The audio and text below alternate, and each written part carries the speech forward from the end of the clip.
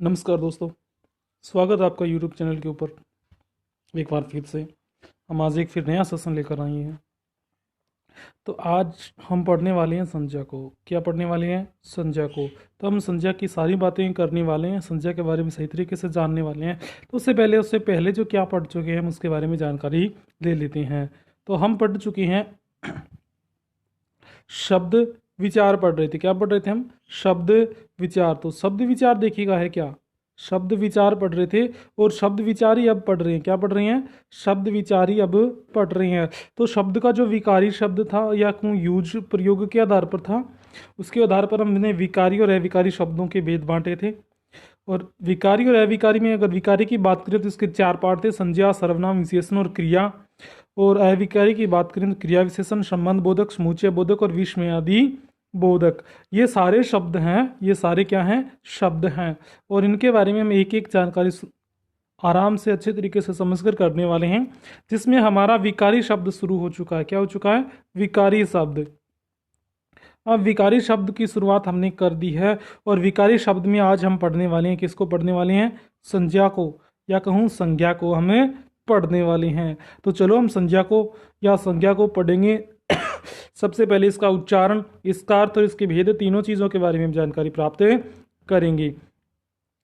तो सबसे पहले संज्ञा। अब संज्ञा है क्या? पहले तो इसका संज्ञा क्यों बोलते हैं ये और संज्ञा क्यों बोलते हैं ये देख लेते हैं हम। संज्ञा और संज्ञा में क्या अंतर है तो बता देता हूं। संज्ञा शब्द है ना, सम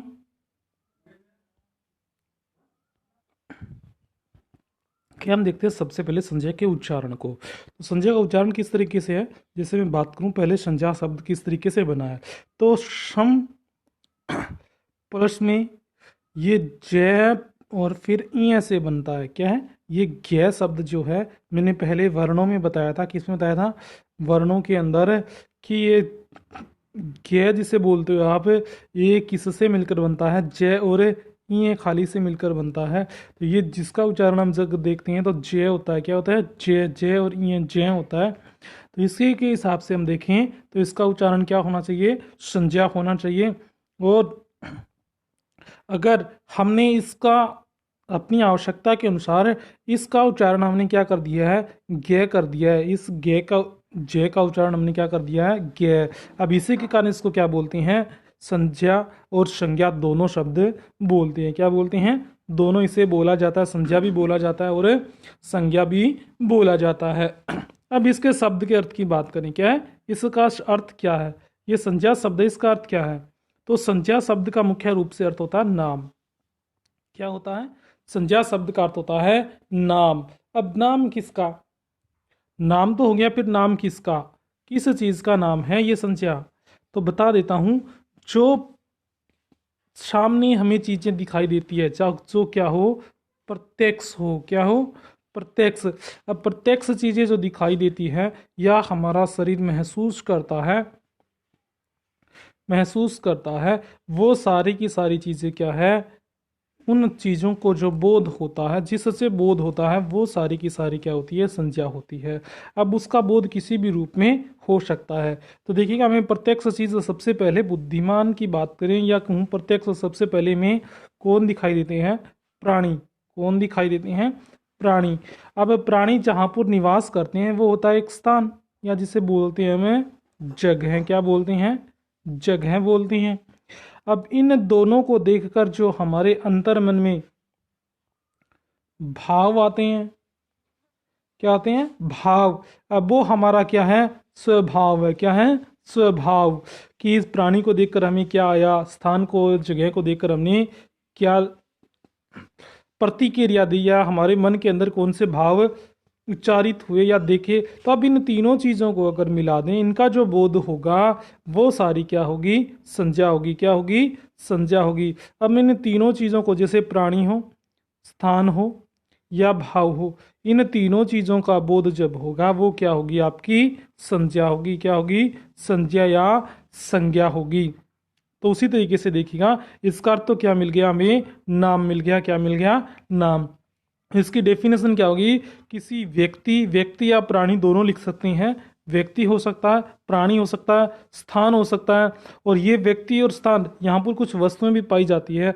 आदि के नाम के गुण धर्म स्वभाव के बोध को हम क्या कहते हैं? संज्ञा कहते हैं। क्या कहते हैं? संज्ञा। अब इसमें क्या है, किसी वस्तु का बोध हुआ, स्थान का बोध हुआ और व्यक्ति का बोध हुआ। जैसे मैंने कहा था प्रत्यक्ष में चीज दिखाई देती है प्राणी सबसे पहले, फिर प्राणी जहां पर रहता है वो स्थान।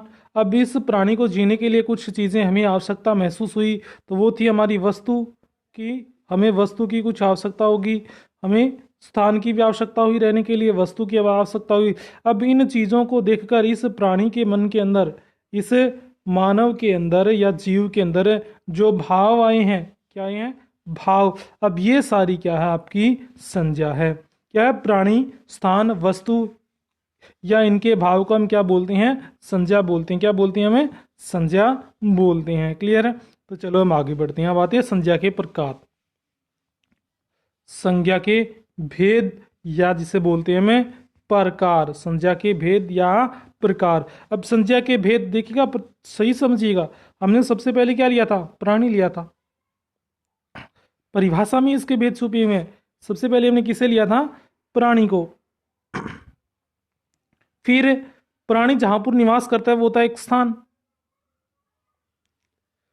और इन दोनों को, प्राणी को स्थान की आवश्यकता हुई, साथ में कुछ वस्तु की भी आवश्यकता हुई। वस्तु जीने के लिए उसे कुछ चीजें भी चाहिए, और साथ में अब जिस वस्तु को देखकर उसके मन में जो भाव आए हैं, क्या आए हैं? भाव।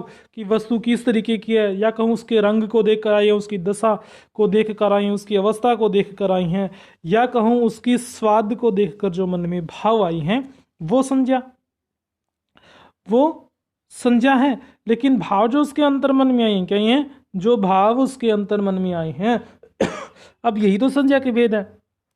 अगर प्राणी की बात करूं, स्थान की, वस्तु की और भाव की, इनकी अगर बात करूं तो ये देखिएगा, दो ये चीजें में प्रत्यक्ष रूप से दिखाई देती है। ये में क्या देती हैं?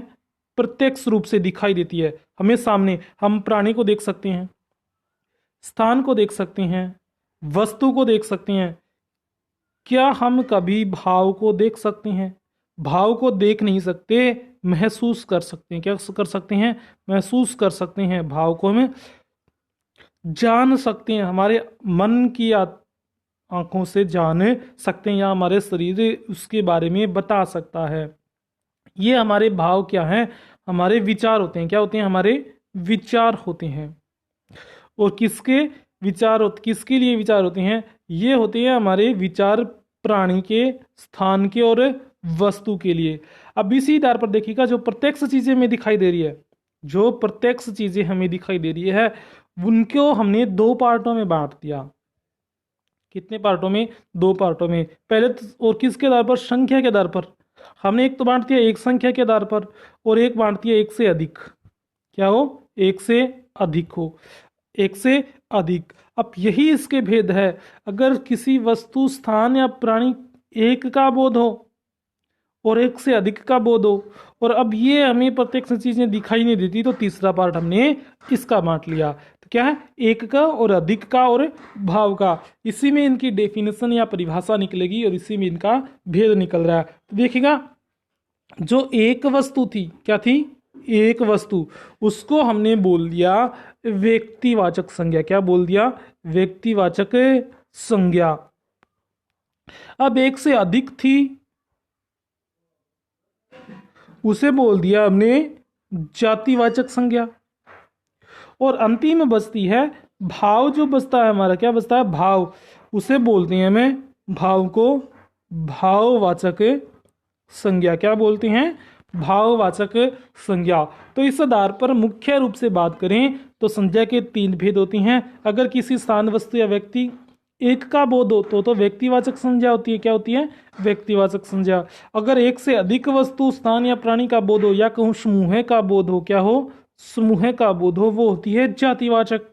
और अगर भाव की बात करूं तो आदमी के अंदर जो भाव होते हैं, विचार जो होते हैं, वो होते हैं हमारे भाववाचक संज्ञा। लेकिन कुछ विद्वानों ने जातिवाचक के भेद बांटती है। क्या बांटती है? जातिवाचक के भेद भी बांटती है, जिसे हमने दो भागों में बांटा है। अब जो प्रत्यक्ष वस्तु हमें दिखाई देती है वो किस अवस्था में है? तरल में है या ठोस में है? तरल में है या ठोस में है? और वो कब? मैंने कहा था प्रकृति को लेना है। किसे लेना है? प्रकृति को। अब वो वस्तु प्रकृति में तरल अवस्था में पाई जाती है या ठोस अवस्था में पाई जाती है, इसी आधार पर हम इसके क्या बांटते हैं? भेद बांटते हैं। जैसे अगर तरल है तो उसे बोलते हैं हम द्रव्यवाचक, क्योंकि द्रव्य का अर्थ होता है तरल। अगर ठोस है उसे बोल देंगे हमें समूहवाचक। क्या बोल देंगे? समूहवाचक। तो एक तो क्या तरल जो द्रव्यवाचक होता है, और दूसरा हो गया ठोस समूहवाचक होते हैं। तो इस आधार पर हम देखें तो संज्ञा के 5 भेद होते हैं, लेकिन मुख्य भेद कितने होते हैं? 3 होते हैं। पहला व्यक्तिवाचक, दूसरा जातिवाचक और तीसरा भाववाचक। और जातिवाचक के 2 भेद बांटती है, पहला द्रव्यवाचक, दूसरा समूहवाचक। चलो हम इन्हें समझते हैं और पढ़ते हैं। तो देखिएगा इस तरीके से ये भेद बांटे हैं हमने। संज्ञा के भेद हैं व्यक्तिवाचक है, जातिवाचक, भाववाचक, और इसे जातिवाचक के हमने बांट दिए द्रव्यवाचक और समूहवाचक। देखिएगा इसमें एक संख्या आती है, इसमें समूह आता है, एक से अधिक आती हैं, और इसमें विचार आते हैं कि वस्तु को देखकर हमारे अंदर मन में क्या विचार आए। और ये होता है द्रव्य मतलब तरल, और ये जो समूह है ये ठोस वस्तुएं होती है जो प्रकृति में ठोस अवस्था में पाई जाती है, लेकिन वो एक समूह के अंदर होती है। क्या होती है? समूह के अंदर। तभी आएगा अगर एक है और वो ठोस अवस्था में है तो वो जातिवाचक में आ जाएगी। ये बात आप ध्यान रख लेना। अगर वस्तु एक है, क्या है? वस्तु एक, तो व्यक्तिवाचक में आ जाएगी न कि जातिवाचक में। और वो अगर समूह में है तो छातिवाचक में आएगी। ठीक है, तो चलो बढ़ते हैं, हम एक एक को समझते हैं। देखिएगा संज्ञा के 3 भेद। व्यक्तिवाचक मैंने बता दिया कि किसी एक वस्तु, प्राणी या स्थान का बोध हो, वो क्या होगी? आपकी व्यक्तिवाचक होगी। एक वस्तु होगी, एक प्राणी होगा, एक ही स्थान होगा, और एक ही व्यक्ति, एक ही स्थान, एक ही वस्तु का जो बोध होगा वो होगी जातिवाचक संज्ञा। जैसे बात करूं राम, अब राम एक ही व्यक्ति के लिए बोध हो रहा है, राम एक ही व्यक्ति के लिए बोध हो रहा है, तो ये क्या है? आपकी जातिवाचक है। क्या है? जातिवाचक। जैसे मैं बात करूं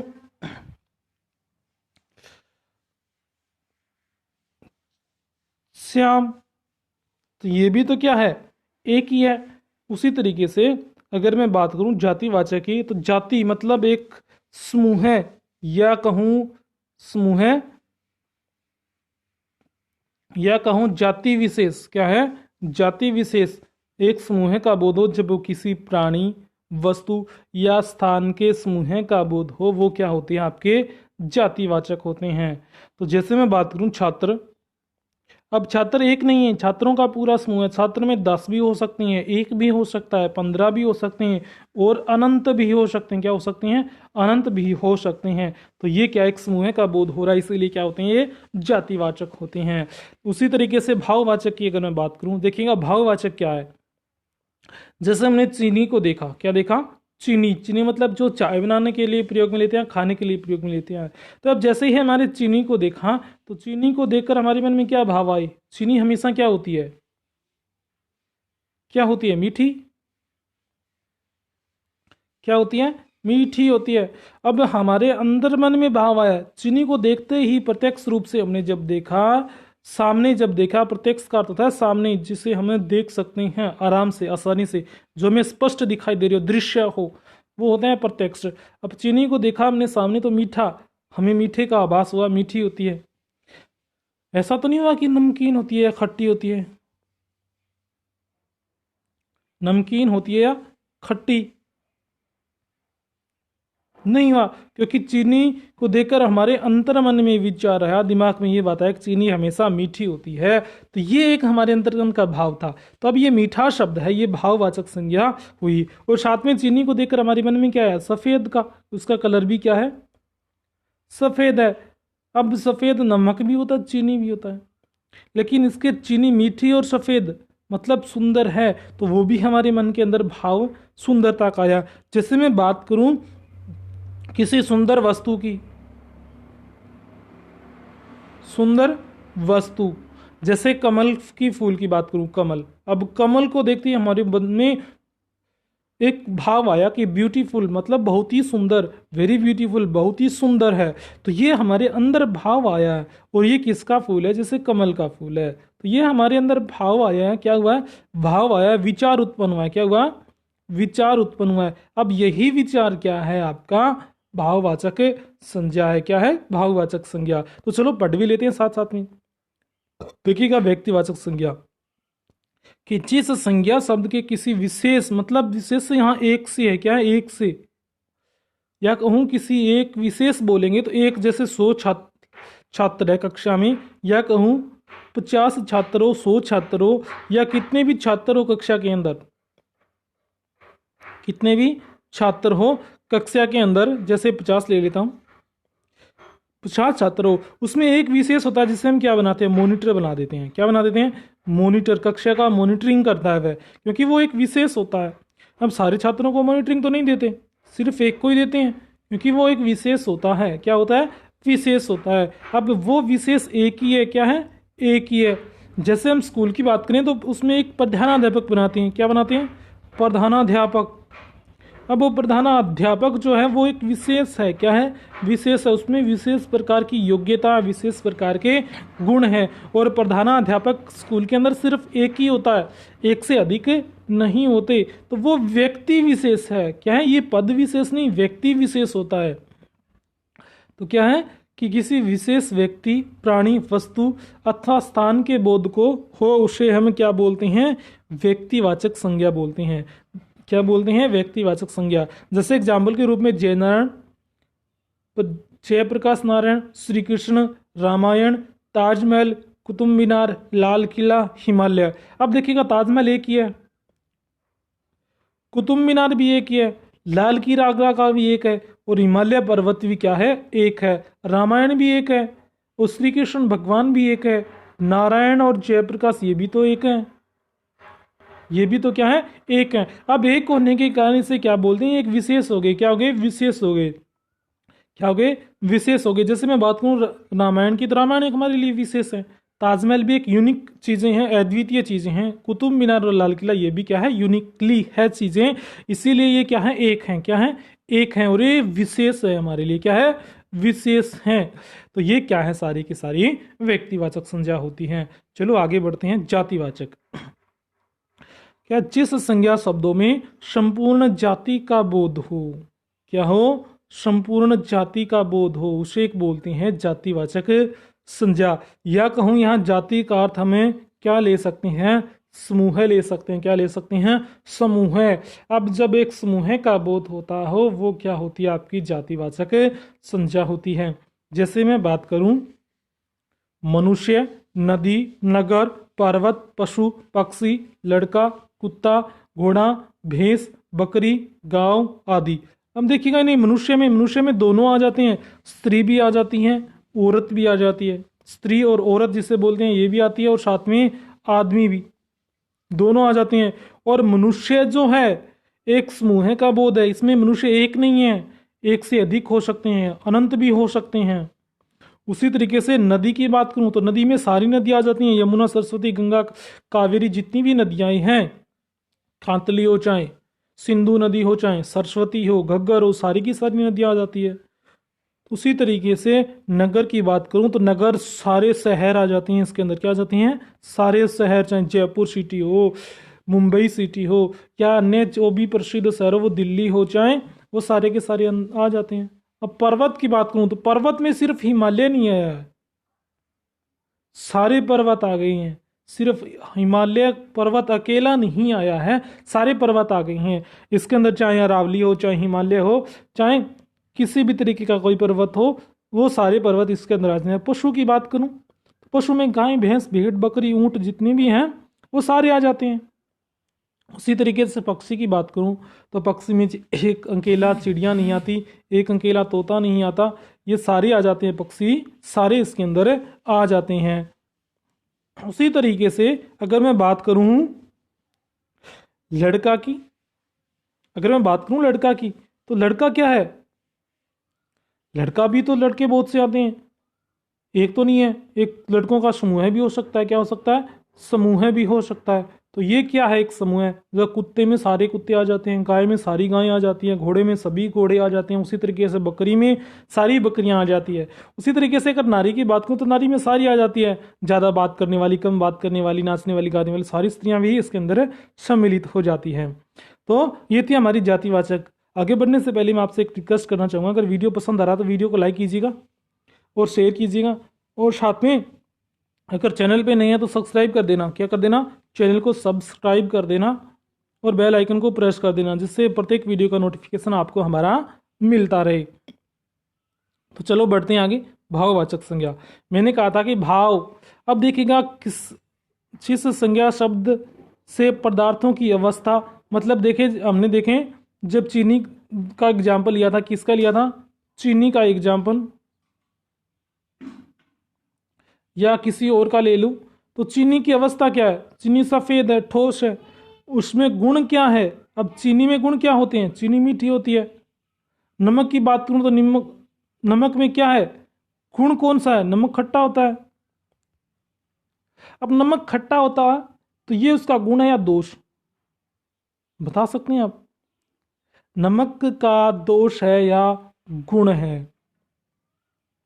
नमक खट्टा होता है, ये नमक खट्टा होता है, नमक का गुण है। क्या है? नमक का गुण है, लेकिन हमारे लिए दोष हो सकता है। जैसे मैं बात करूं जहर,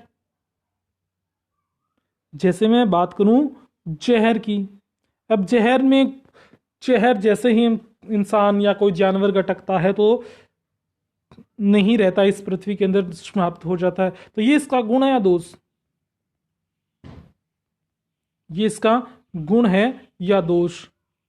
ये भी इसका दोष नहीं है, ये भी इसका गुण है कि मैं जहर हूं, सब कुछ नष्ट कर देता हूं, चाहे कोई भी जीव मेरे सामने आ जाए, ये इसका गुण है। लेकिन हमारी दृष्टि में ये दोष हो गया, हमारी दृष्टि में दोष हो गया। तो किसी भी वस्तु का याद रखना, किसी भी वस्तु का कोई दोष नहीं होता। दोष हम अपनी आवश्यकता अनुसार निकालते हैं। क्या निकालते हैं? आवश्यकता अनुसार दोष निकालते हैं। हम अपनी दृष्टि में हमारे लिए कितना महत्व रखती है वो वस्तु, कितना महत्व रखती है, उस महत्वता के आधार पर उसमें क्या निकालते हैं?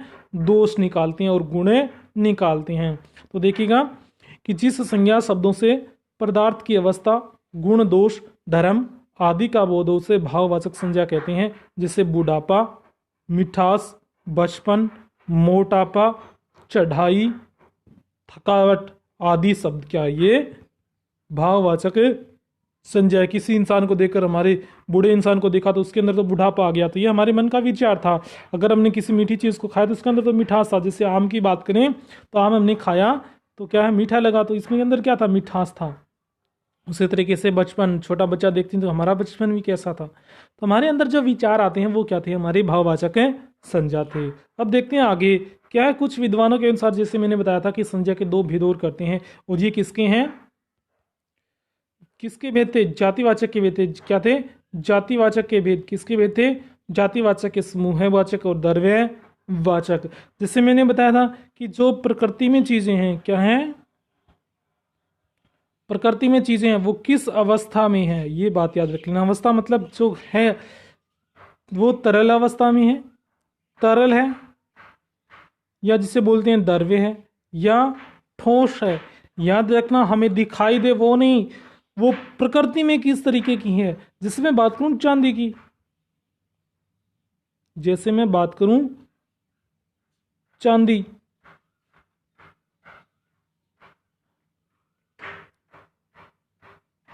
या सोना जिसे बोलते हैं आप, अगर मैं बात करूं सोने की या चांदी की, सोना, ये क्या हमें तो ठोस रूप में दिखाई देता है। क्या देता है? ठोस रूप में भी दिखाई देता है, लेकिन ये प्रकृति में क्या होता है, तरल होता है। क्या होता है, तरल अवस्था में पाया जाता है। क्या पाया जाता है, तरल अवस्था में। अब तरल अवस्था में होने के कारण ये समूहवाचक नहीं है, ये क्या है, सोना आपका द्रव्यवाचक है। क्या है, द्रव्यवाचक है।